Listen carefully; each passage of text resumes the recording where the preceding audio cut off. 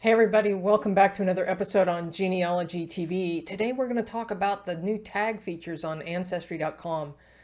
So the other day we did an episode about through lines, and that is one of their new features, which is really cool. So I'll put a link to that right here, right now. If you've not seen that episode, check it out because it's really important. But the tagging system is also a new feature, and so it's got some really cool little things about it, some ways you can customize it. So if you've not seen it, we'll run you through it. Also, from the Through Lines episode that we did, there was a question about how to find it, how to turn it on, so we'll talk about that. Also, with regard to tags, I also found this cool little hack that Ancestry doesn't necessarily tell you about, and it is kind of cute and works pretty well. It's not perfect, but it works pretty well. And so I'm gonna run you through that. So stick around for that as well. So if we've not met before, my name is Connie Knox. I am a lifelong genealogist here to help you go further, faster, and factually with your family research. Now, if you haven't subscribed before, please do so. There should be a link right over there in the corner. To click on the subscribe button, click on the bell so that you get notified each time we upload a video. Also know that Genealogy TV has a newsletter and a Facebook page. Make sure you're hooked up with those. If you like what you see, please give us a thumbs up. All that engagement helps Genealogy TV grow. And don't forget to leave a comment. I would love to hear how you're using tags in your family tree. If you like what you see, please consider throwing something in the tip jar, and I would really appreciate it. So thanks so much. We'll be back in just a second.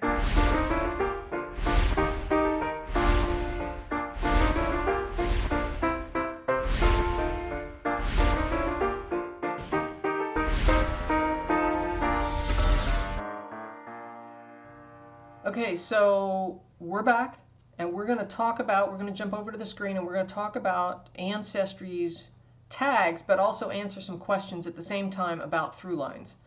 So in the previous episode, there were some questions about through lines, and if you go over to the DNA summary real quick before we get into tags,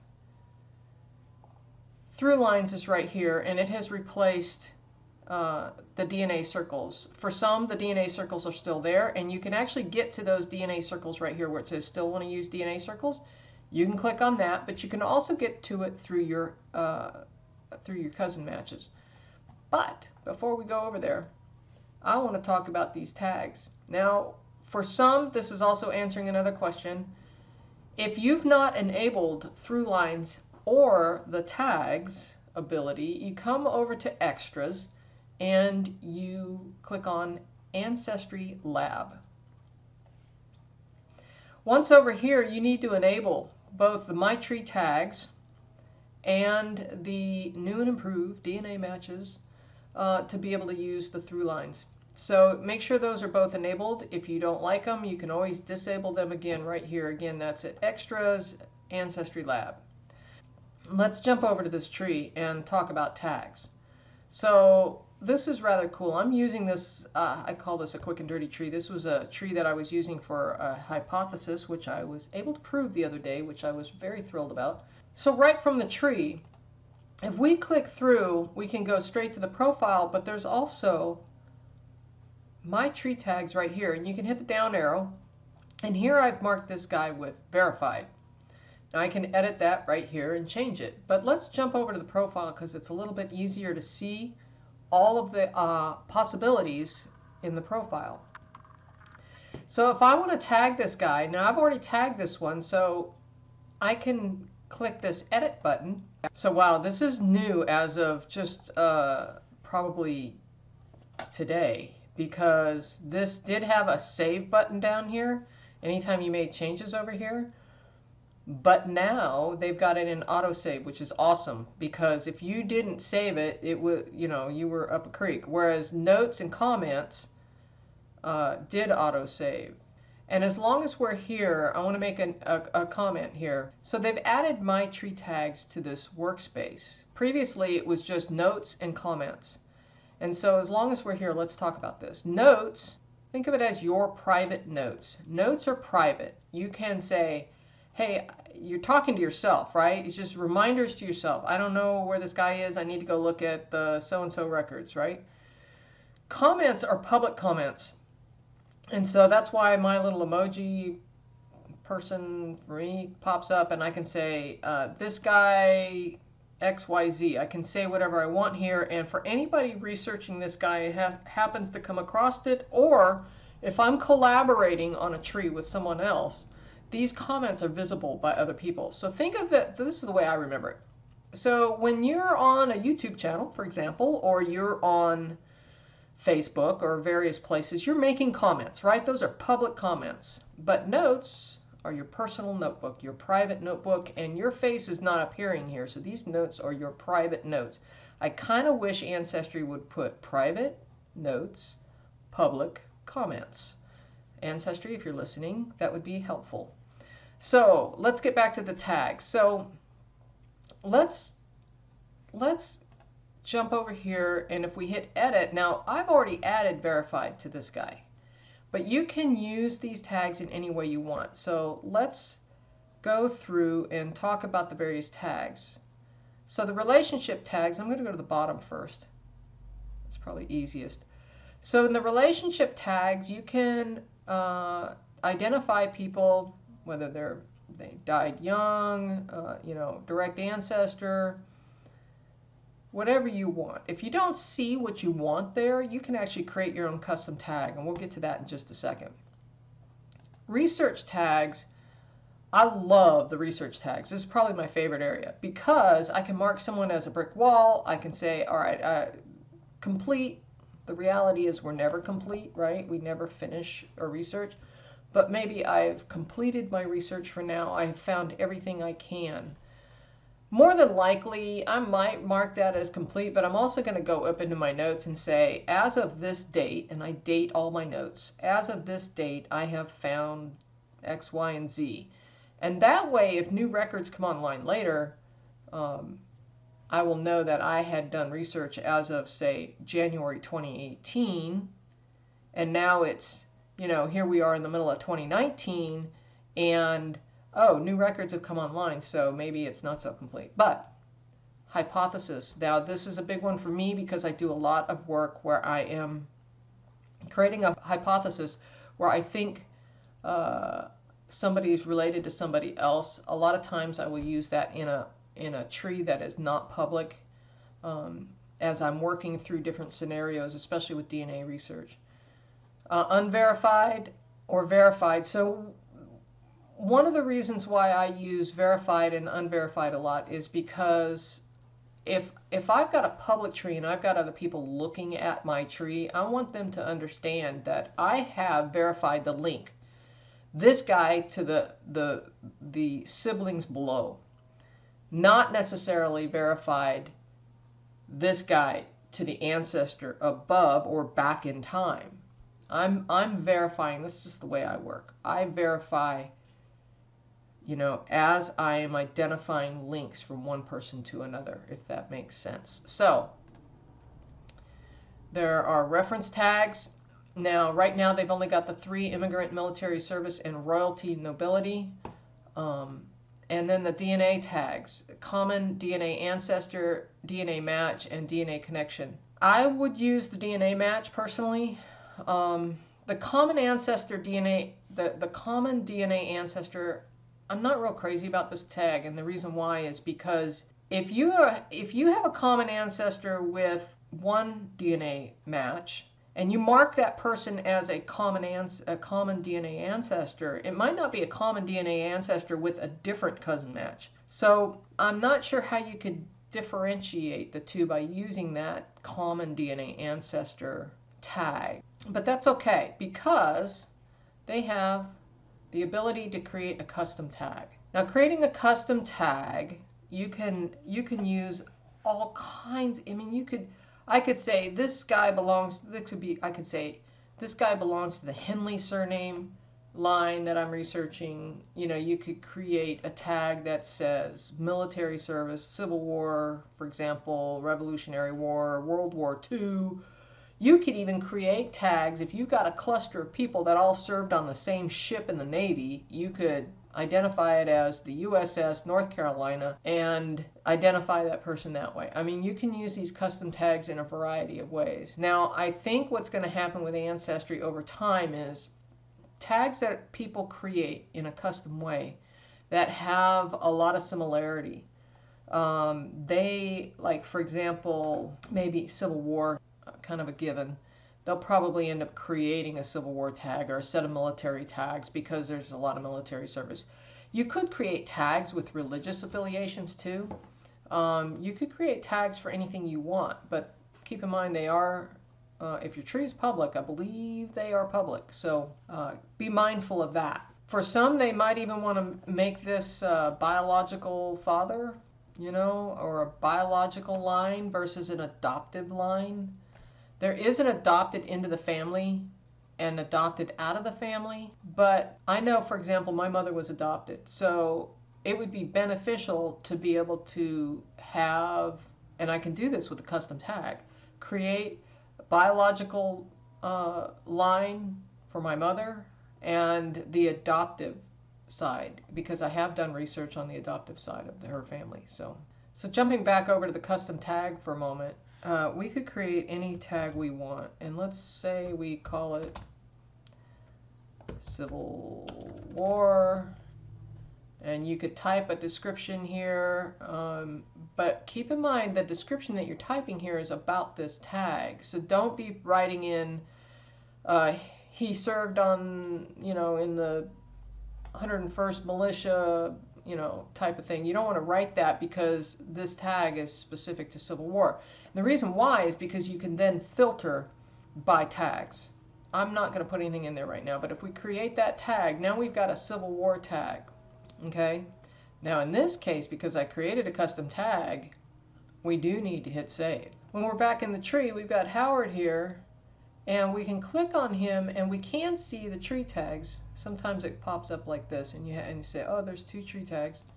All right, so there they are, the tree tags, okay? But this is where it gets powerful. So this is a very small tree, but let's pretend for a moment it's huge. We can then come over here and search the tree, and we can filter by the tags. So we can come over here and click on Civil War and hit done, and it should list everybody with that Civil War tag. So let's go back for a moment and clear out. Now keep in mind, here is the tag. So if we don't want that tag, we can get rid of it. Let's go back and filter by verified. So verified's under the research tab, and we come down here and we say we want to sort by, we want to filter everybody out that we know is verified. So we click verified and we hit done. And here's everybody in this tree that I have marked as verified.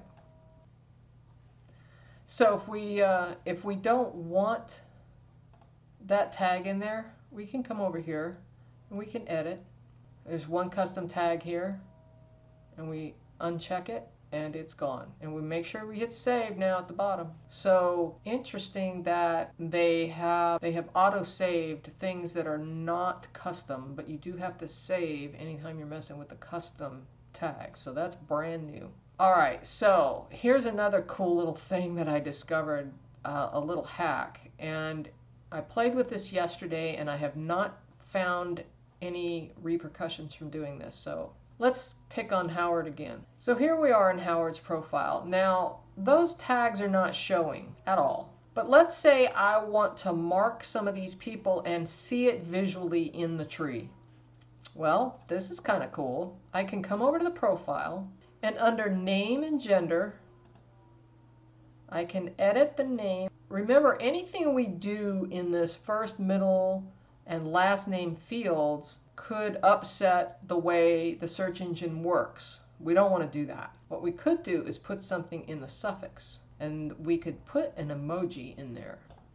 And so if you go over to, there's a couple different, you could just type emoji in the search engine of your browser and come up with emojis that you can copy. You can Control-C to copy and paste them in. Here's another one I like. This may be a little hard to see, but you can come up here and search family and get all kinds of little emojis. that have to do with families, all kinds of different people. One of the things that I noticed that some people are using is the heart. So let's pretend for a moment that you want to identify a specific line that you're working on. You could come over here and click on blue heart and see where it says copy. You click it and it's copied to my clipboard. I could come over here and put it in the suffix and go Control V, and now I hit save. And there it is. However, because of the length of this name, it does not show in the family tree, which is kind of sad because I was kind of hoping that with the new tags that we might get some color coding going on along the tree, or some sort of tagging that kind of we can then trace a line. But if you have a shorter name, let me use this guy Mark Ogden as an example. If we go in and we look at his profile, we do the same thing. We go into name and gender, and we go edit, and we add that Control V to paste, and we save it and close, and there's the little blue heart, and there it is right there. When we go to look at it in the tree, it does show in the tree, and I believe it's probably because the name is not that long. When you get so many characters that you're filling up the whole screen, it's not showing. So that's a little hack that you can use to help identify people in the tree. So if we go back to the broader view here, you can see that there is a blue star for this guy, but it's not showing, whereas it is here. And if we click on him, we do see the blue heart. So we could identify that too as just a quick reference on the tree as a place that we need to look at. You know, you can make up your own coding system as to what emoji you want to use for which person. But again, we could also come over here and tag these people. And this is somebody that doesn't have a tag at all. So we go to add a tag, and we can do it right here from the tree, which is kind of cool. So we can say, look, this guy is unverified because I have not made the connection with him to Rosa. What I like to do is I like to verify. So I'm starting down here in the more recent guy, and when I make the connection, when I link Howard to Robert Buckingham, when I know that this is a solid link, I've proven it in my mind that these two are related, that this is the father of Howard Buckingham, then I can go up here and mark this guy as verified.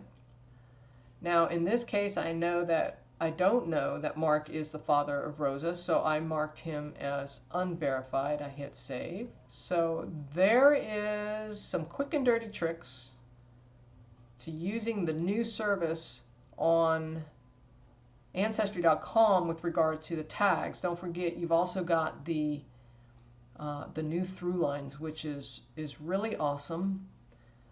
It still has its limitations though, so please be careful and understand that it's using other people's trees. So check that out. Make sure you see that other video because it's really important, and use them because these are advances with Ancestry.com that we've been wanting for a long time. Now, if Ancestry's listening, my wish list is to be able to code right here on the tree in color. I want to be able to go, okay, this is a red line. Whatever red line means to me, it would be my own personal thing. But I want to be able to say, this is a red line to this guy, to this guy. I want to be able to color code these people with whatever I want. And so that would be awesome. So looking at the family view, I would then be able to have, I don't know, a little colored box around them. You know, if I say, hey, I want to color this guy here, George Buckingham, and therefore I want all the descendants of that person to be a certain color. Of course, there's going to have to be multiple colors, as you know, they're also descendants of another person. But as soon as they can figure out the color coding system, I would be thrilled. I know you can do it in some software. Just saying, Ancestry. Okay, so also one more note, that little hack, you can see that little blue star right there. I mean, I keep calling it a star. The blue heart. All right, there you have it. If that worked for you, please give it a thumbs up. Comments in the sections below. Let me know how you are using tags. And if you've discovered any little hacks, that would be awesome too. And if you like that, please consider something in the tip jar. I really appreciate it. And until next time, keep on climbing your family tree.